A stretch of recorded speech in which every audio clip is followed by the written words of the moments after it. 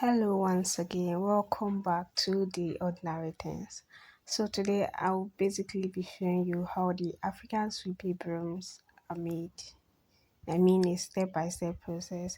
So, the African sweepy brooms are majorly gotten from the palm tree, that is, the stems of the palm tree.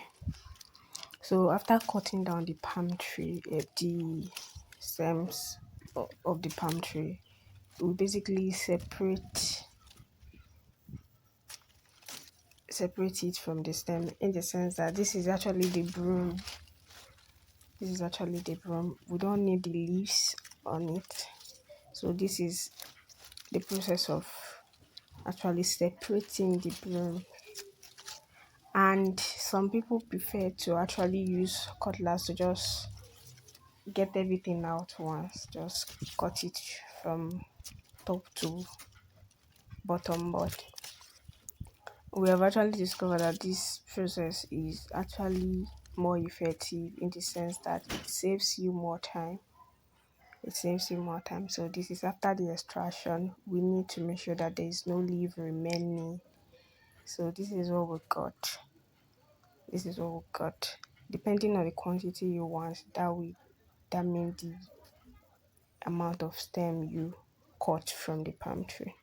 So this is actually the process of removing the leaves from the broom. And after extracting the leaves, the the end product is the brooms. So you see, because we use hand to separate it, we have less leaf on the brooms. So the process just got easier and faster. So we use razor.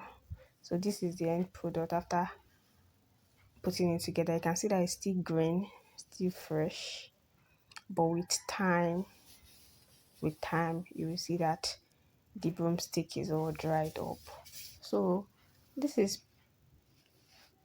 just the step-by-step process of making African broom.